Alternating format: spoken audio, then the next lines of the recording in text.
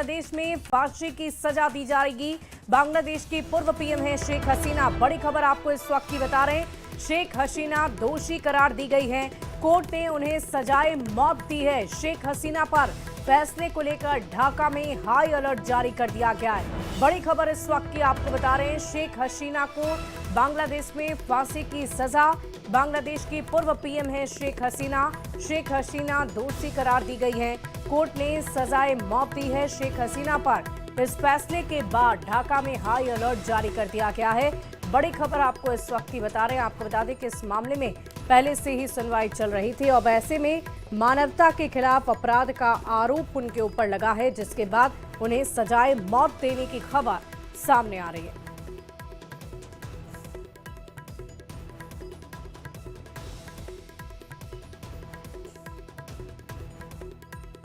तो बांग्लादेश की पूर्व पीएम है हसीना। इस वक्त की बड़ी खबर आपको बता रहे हैं। कोर्ट में शेख हसीना दोषी करार दी गई है। ये बड़ी जानकारी इस वक्त की आ रही है। कोर्ट ने शेख हसीना को सजाए मौत दी है और इस पूरी खबर को लेकर पूरे इलाके में हाई अलर्ट जारी कर दिया गया है। इस फैसले के बाद ढाका में हाई अलर्ट है। शेख हसीना 3 मामलों में दोषी करार दी गई है, जिसके बाद उन्हें सजाए मौत की खबर मिली है। आपको बता दें कि शेख हसीना पर केस छात्र आंदोलन के दौरान हुआ था। हिंसा और मौतें, मानवता के खिलाफ अपराध और हत्या जैसे गंभीर आरोप उनके ऊपर लगे थे। आरोप है कि पिछले साल हुए प्रदर्शन के अपराधों के मास्टरमाइंड जुलाई अगस्त 2024 में ये छात्र आंदोलन हुआ था और छात्र आंदोलन के दौरान ही हिंसा और मौत हुई थी, जिसका आरोप भी शेख हसीना पर लगा है। छात्र आंदोलन के दौरान लगभग 1400 से ज्यादा मौत हुई। इंटरनेशनल क्राइम ट्रिब्यूनल आज फैसला सुनाया, जिन्होंने ये बड़ी खबर आपको बता रहे हैं। बड़ी जानकारी आप तक पहुंचा रहे हैं। बांग्लादेश की पूर्व पीएम है हसीना, जिन्हें सजाए मौत अब दी जाएगी। आपको बता दें कि ये पूरा मामला पहले से ही चला आ रहा था। शेख हसीना पर केस छात्र आंदोलन के दौरान हिंसा और मौत, मानवता के खिलाफ अपराध और हत्या जैसे गंभीर आरोप लगे हैं और इन्हीं आरोपों के तहत उन्हें सजाए मौत सुनाई गई है। और देखिए इस पूरी खबर के अधिक जानकारी के साथ न्यूज़ 18 संवाददाता हमारे साथ शंकर आनंद फोन लाइन पर हैं। शंकर, क्या जानकारी है, क्या आरोप इन पर लगे थे और कैसे ये फैसला लिया गया है? देखिए, बांग्लादेश स्थित जो वहाँ की स्थानीय जो आईसीटी कोर्ट है, उसके द्वारा एक बड़ा फैसले का ऐलान सुनाया गया है। और जो बांग्लादेश की पूर्व प्रधानमंत्री रही हैं शेख हसीना, उसको डेथ पेनल्टी की घोषणा की गई है। हालांकि इस बात को ध्यान में रखते हुए जो आज जिस तरह से आईसीटी कोर्ट के आसपास में वहाँ पे काफी संख्या में लोग वहाँ इकट्ठा हुए थे, लेकिन तमाम लोगों को पहले से ही सावधान कर दिया गया है कि कोई भी वहाँ पर हिंसा ना करे। कोई भी वहाँ पर किसी भी तरह की हिंसा करते हुए अगर देखा जाएगा तो उसके खिलाफ कड़ी ठोस कार्रवाई की जाएगी। दूसरी तरफ देखा जाए, शेख हसीना जब वहाँ बांग्लादेश की जब प्रधानमंत्री थी, उस वक्त में वहाँ पर जो लोकतांत्रिक शासन था, हालांकि उसके बाद जिस तरह से तख्ता पलट हुआ और तख्ता पलट होने के बाद जिस तरह से शेख हसीना के खिलाफ काफी जो बड़े इल्जाम लगाए गए, तो उन तमाम इल्जाम के आधार पर ही ये डेथ पेनल्टी की घोषणा की गई है। अब डेथ पेनल्टी की घोषणा करने के बाद जिस तरह से अब लिखित तौर पे हालांकि अब उनका जो वर्डिक्ट जो है जिसके आधार पर सजा सुनाया गया है, वो अब थोड़ी देर के बाद आ जाएगा। लेकिन आईसीटी जो बांग्लादेश की जो कोर्ट है, आईसीटी के द्वारा जो 3 आधार बताए गए, जो 3 प्रमुख बिंदु बताए गए, उसी के आधार पर उन्हें दोषी पाया गया है।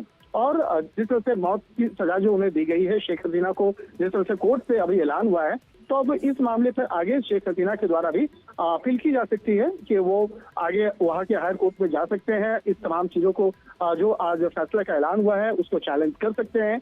लेकिन जिस तरह से कहा जा सकता है कि पिछले काफी समय से शेख हसीना भारत में रह रही हैं और भारत में रहने के दौरान जिस तरह से बांग्लादेश की स्थानीय कोर्ट उनके खिलाफ तमाम जो आरोप लगाने के बाद जिस तरह से मौत की सजा सुनाया गया है, तो निश्चित तौर पे इस मामले को लेकर जो बांग्लादेश की आवाम है, वहाँ के तमाम जो लोग हैं, इस मसले को लेकर किस तरह से वहाँ पे रिएक्ट करते हैं वो देखना लाजमी होगा। लेकिन वहाँ की जो एक कहा जा सकता है कि काफी संख्या में लोग आज भी ऐसे हैं जो शेख हसीना को अपना प्रतिनिधि, अपना नेता मानते हैं। और जिस तरह से वहाँ की स्थानीय कोर्ट के द्वारा फांसी की सजा का ऐलान किया गया है कि शेख हसीना को फांसी की सजा होनी चाहिए, लेकिन इस मामले को लेकर कहा जा सकता है कि वहाँ की जो राजनीतिक गलियारा है वहाँ पर अब चर्चाएं शुरू हो चुकी हैं। और शेख हसीना हालांकि वो अभी इस वक्त में, जहाँ तक हमारे सूत्र बताते हैं, कि वो भारत में रह रही हैं और भारत में रह करके वो भारत में शरण ली हुई है। और इस बात को लेकर चलिए, बहुत शुक्रिया के शंकर द्वारा हमारे आगे साथ किस तरह से जुड़ने के लिए, अपील की तमाम जाएगी। जानकारी के लिए। देखने वाली बात होगी कि शेख हसीना इस मामले में अब उनकी तरफ से क्या एक्शन लिया जाता है, क्या वो हायर कोर्ट में जाकर अपील करती हैं या नहीं। और देखिए, दिल्ली में हुए बम धमाका केस में एक नया खुलासा हुआ है। सहारनपुर से गिरफ्तार डॉक्टर आदिल पर अब हनी ट्रैप की तैयारी का गंभीर आरोप लगा है। सूत्रों के हवाले से मिली जानकारी के अनुसार डॉक्टर आदिल का प्लान था सहारनपुर को आतंकियों का सेफ ठिकाना बनाना। इस रिपोर्ट को आप देखिए।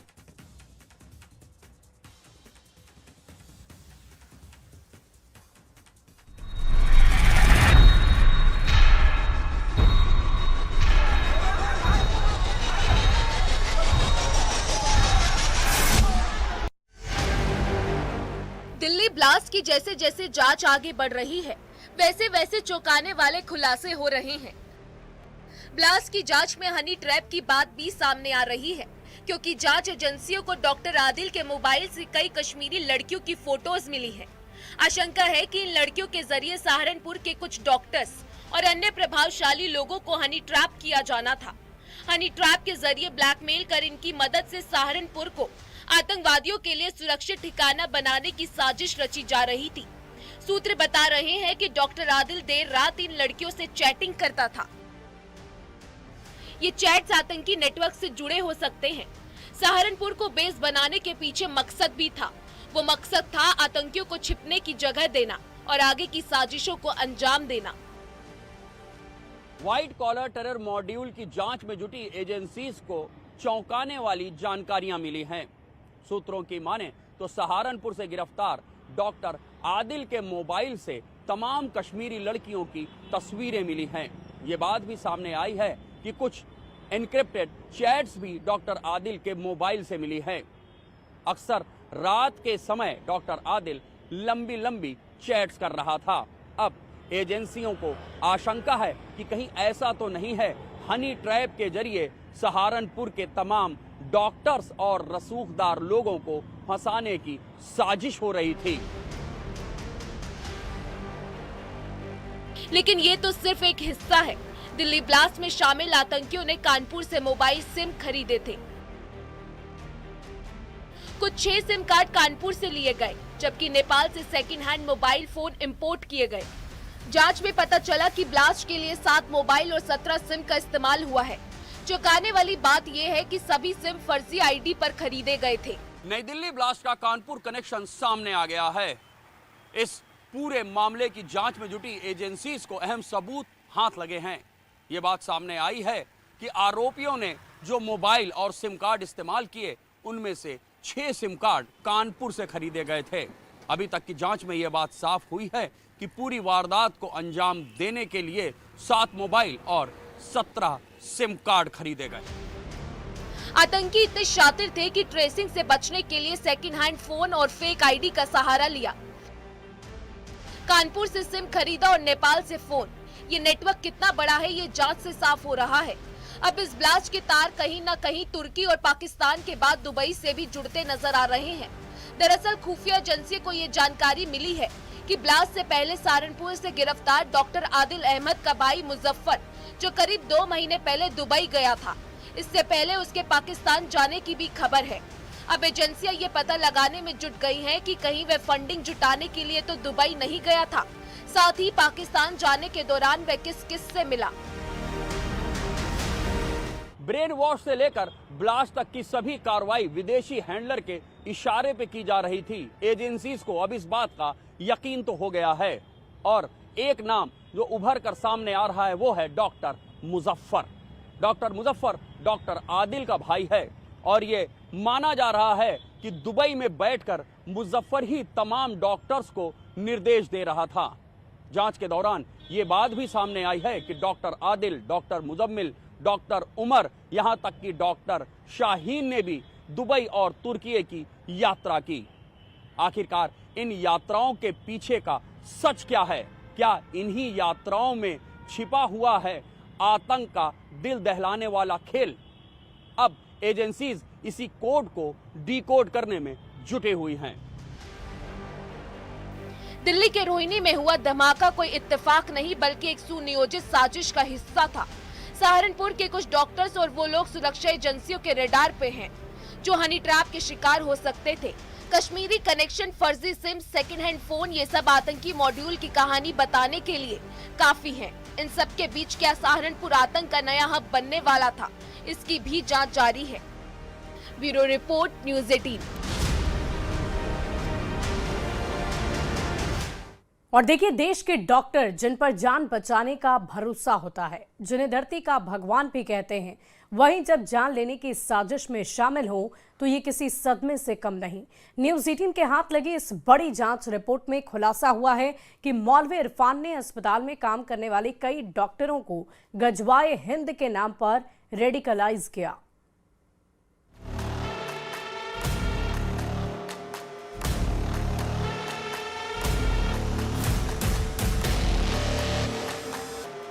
दिल्ली ब्लास्ट की जांच जैसे जैसे आगे बढ़ रही है, देश की सुरक्षा एजेंसियों के हाथ चौंकाने वाली खबरें लग रही हैं। इसी कड़ी में CNN न्यूज़ 18 को बेहद चौंकाने वाली खबर का पता चला है। सूत्रों के मुताबिक ये ग्रुप बेहद संगठित और सुनियोजित तरीके से देश भर में स्लीपर सेल फैला रहा था। मास्टरमाइंड मौलवी इरफान ने अस्पताल की नौकरी के दौरान कई डॉक्टरों को रेडिकलाइज किया। उन्हें गज़वाए हिंद की विचारधारा और हिंदू विरोधी भाषणों से भड़काया गया।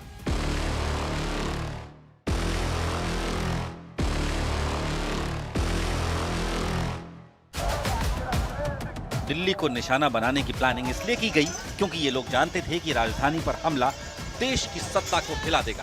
फिलहाल जिन लोगों को गिरफ्तार किया गया है वो इस आतंकी नेटवर्क का कोर ग्रुप है। खबर तो ये भी है कि डॉक्टर आदिल और मुजम्मिल तुर्की भी गए थे, जहां उन्होंने अपने विदेशी हैंडलर से मुलाकात की। हैंडलर ने उनकी आने जाने की ट्रेनिंग की व्यवस्था की थी। दोनों महिला डॉक्टर, एक श्रीनगर और दूसरी अनंतनाग की ऑनलाइन कम्युनिकेशन और फंडिंग की जिम्मेदारी संभाल रही थी। डिजिटल फॉरेंसिक जांच में 400 से ज्यादा एन्क्रिप्टेड चैट्स मिले हैं, जिनमें पैसों के लेन देन, सेफ हाउस और आगे की प्लानिंग पर चर्चा की गई थी। 2023-24 में एक महिला डॉक्टर को इस्तांबुल और दोहा से काफी विदेशी रकम भी मिली थी। दोनों महिला डॉक्टरों ने अपनी MBBS की पढ़ाई ढाका मेडिकल कॉलेज से की थी। इंटर्नशिप के दौरान ही उनकी मुलाकात मौलवी इरफान से हुई, जिसने धर्म के नाम पर इनका ब्रेन वॉश किया। गिरफ्तार की गई लेडी डॉक्टर की एक और कार की तलाशी में पुलिस जुटी है, जिसमें विस्फोटक सामग्री होने का अंदेशा है। सुरक्षा एजेंसियों का मानना है कि ये ग्रुप स्लीपर सेल बनाकर देश भर में अपनी एक्टिविटी फैलाने की तैयारी में था।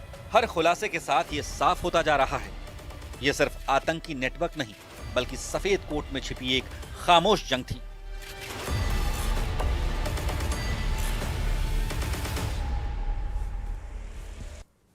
और देखिए, दिल्ली ब्लास्ट के बाद आरोपियों की धरपकड़ में जुटी एजेंसियों ने एक और आरोपी को गिरफ्तार किया है और वो आरोपी है डॉक्टर शाहीन का सगा भाई डॉक्टर परवेज।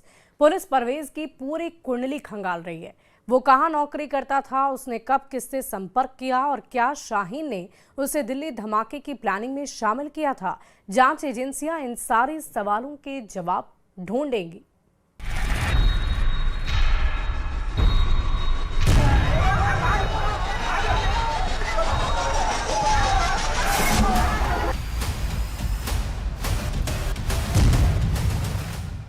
जांच एजेंसियों के हत्थे चढ़ा डॉक्टर परवेज दिल्ली धमाकों की जांच का नया किरदार है। वो अलग बात है कि डॉक्टर परवेज का कनेक्शन डॉक्टर शाहीन से है, क्योंकि परवेज और शाहीन सगे भाई बहन हैं।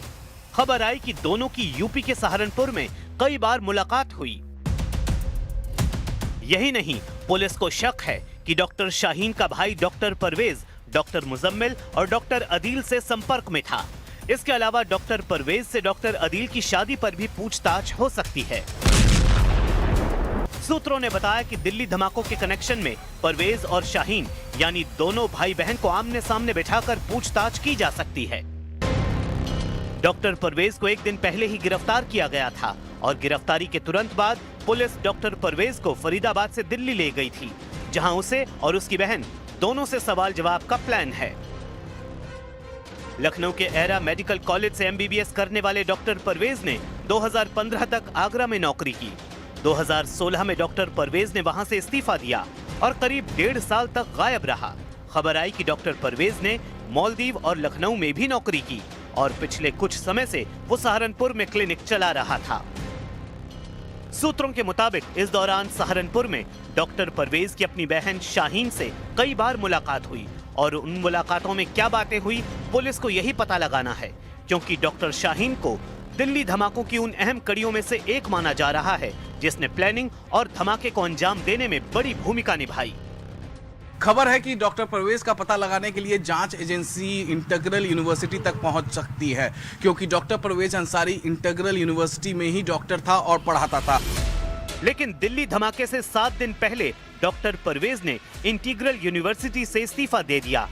एजेंसियों के सूत्र ने बताया कि परवेज का पूरे आतंकी नेटवर्क से ठीक ठाक कनेक्शन है और वो अपनी बहन शाहीन के लगातार संपर्क में था और उसी के इशारे पर अचानक गायब हुआ। पुलिस को शक है कि परवेज को पूरी साजिश की जानकारी पहले से थी और इसलिए परवेज के संपर्क में कौन कौन था इसके बारे में एटीएस पता लगा रही है। एटीएस ने परवेज के कई साथी डॉक्टरों के बारे में भी इंक्वायरी की है। यानी शाहीन तो शाहीन, उसका भाई परवेज भी डॉक्टरों की उस जमात में शामिल हो गया जिन पर 10-11 की साजिश में शामिल होने का शक है।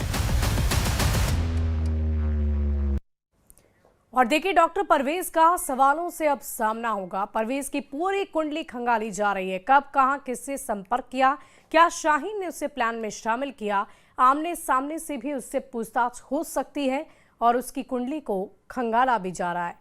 और इस पूरे टेरर मॉड्यूल में डॉक्टर शाहीन की भूमिका सबसे संदिग्ध मानी जा रही है।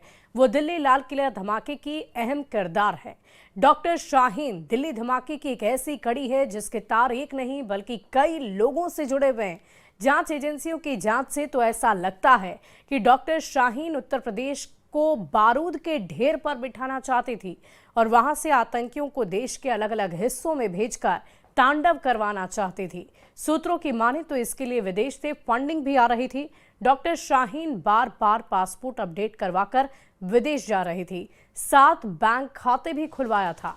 यानी शातिर शाहीन के दिमाग में कई शैतानी प्लान भरे हुए थे। डॉक्टर शाहीन आतंकी मजदूरों को ऐसा मॉड्यूल तैयार कर रही थी जो उसके या उसके आतंकी आका के इशारे पर कभी खुद को झोंकने के लिए तैयार हो जाते।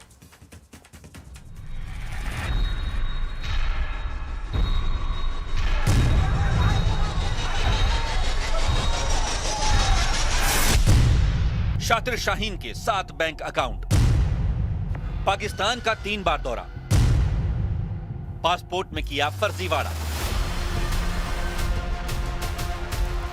दिल्ली धमाके की साजिश रचने की आरोपी डॉक्टर शाहीन के शैतानी दिमाग ने एक नहीं बल्कि कई साजिशें रची। इतनी खिचड़ी पकाई कि दिमाग छन्ना उठे। जांच एजेंसियों की जांच जैसे जैसे आगे बढ़ी वैसे वैसे पता चला कि आतंकियों के बीच मैडम सर्जन के नाम से मशहूर डॉक्टर शाहीन कितनी शातिर थी। उसके खुराफाती दिमाग ने कई षड्यंत्र रचे थे। वो कम बोलती थी लेकिन इतना ज्यादा सोचती थी कि बड़े बड़े आतंकी फेल हो जाएं। दिल्ली धमाके की जांच के दौरान ये बात पक्की होती चली गई। सूत्रों के मुताबिक पता चला कि डॉक्टर शाहीन के पास 1-2 नहीं 7 बैंक अकाउंट थे। इनमें 3 कानपुर में और 2 लखनऊ में थे। सूत्रों ने बताया कि इन बैंक खातों से करीब 1.5 करोड़ रुपए का लेन देन हुआ। ऐसे में जांच एजेंसियों के रडार पर शाहीन से जुड़े वो लोग हैं जिनसे पैसों का लेन देन हुआ है। यूपी एटीएस ने ऐसे 24 से ज्यादा लोगों से पूछ। और इस बीच एक बड़ी खबर आ रही है। आरजेडी की समीक्षा बैठक शुरू हो गई है। बड़ी खबर आपको बता रहे हैं, आरजेडी की समीक्षा बैठक शुरू। तेजस्वी यादव भी इस बैठक में शामिल हैं। बड़ी जानकारी आपको दे रहे हैं, लालू राबड़ी और मीसा भारती भी इस बैठक में मौजूद हैं। इस वक्त की बड़ी खबर आपको बता दें, संगठन को लेकर चर्चा हो रही है। बड़ी जानकारी आपको दे रहे हैं, हार की समीक्षा कर रहे हैं राष्ट्रीय जनता दल के नेता। इस वक्त की बड़ी खबर, आरजेडी के सभी वरिष्ठ नेता इस मौके पर मौजूद हैं। बड़ी खबर आपको बता रहे हैं, आपको बता दें कि विधानसभा चुनाव के परिणाम आने के बाद से राष्ट्रीय जनता दल के दफ्तर में सन्नाटा पसरा हुआ था, लेकिन अभी ये खबर आ रही है कि ये बैठक, अब समीक्षा बैठक शुरू हो गई है। और इस पूरी खबर की अधिक जानकारी के साथ न्यूज 18 संवाददाता अमित हमारे साथ फोन लाइन पर है। अमित, बैठक की शुरुआत हो गई है, कौन कौन मौजूद है बैठक में और क्या बात हो सकती है? देखिए, इस बैठक की अध्यक्षता जो है वैसे तो तेजस्वी यादव को करनी है, लेकिन इस बैठक में आरजेडी के जो राष्ट्रीय अध्यक्ष हैं लालू प्रसाद यादव, राबड़ी देवी जो हैं वो भी इस बैठक में शामिल हुई हैं, मीसा भारती है, तेजस्वी यादव है, उनके अलावा अब्दुल बारिक सिद्दीकी, जगदानंद सिंह के साथ साथ तमाम जो प्रत्याशी हैं उनमें से अत्यधिक प्रत्याशी जो है वो इस बैठक में शामिल हुए हैं। पूर्व विधायक भी जो हैं जो इस बार चुनाव हारे हैं वो भी इस बैठक में शामिल हुए हैं और बैठक जो है वो शुरू हो चुकी है। चलिए, देखने वाली बात होगी अमित कि इस बैठक में क्या निष्कर्ष निकलकर सामने आता है।